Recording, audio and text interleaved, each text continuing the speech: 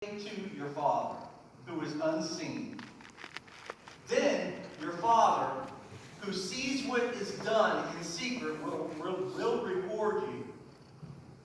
And when you pray, do not keep on babbling like pagans, for they think that they will be heard because of their many words.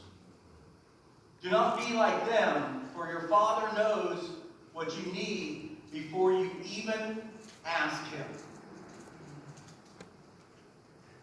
That last sentence there, it just warms my whole being.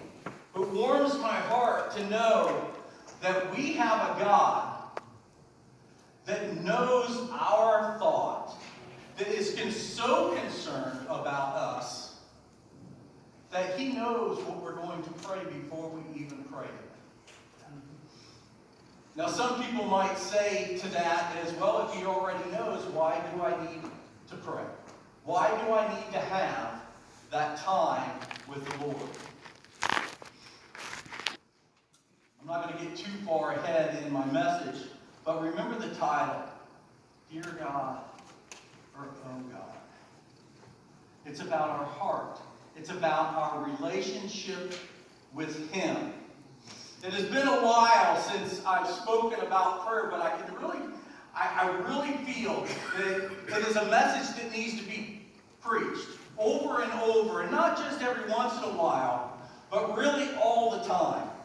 Really all the time. But I looked up the definition, just interested in what the dictionary said about the word prayer. And to tell you the truth, I was a little disappointed. So disappointed that I looked up in the Encyclopedia Britannica the same thing. And then I was even more disappointed in what it had to say.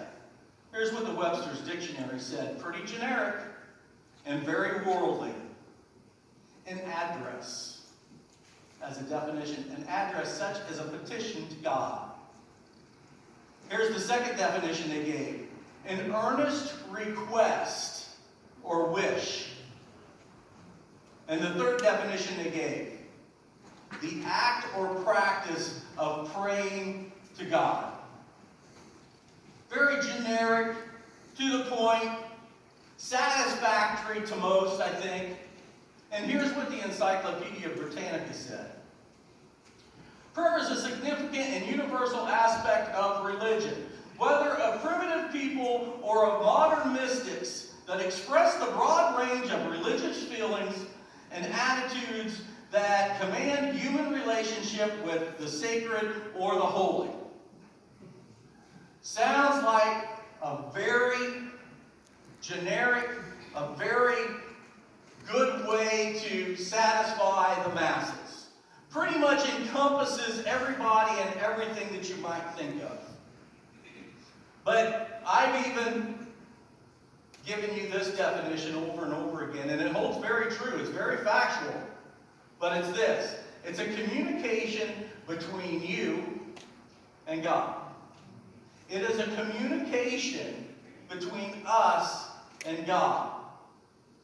And it brings us to a relationship with Him.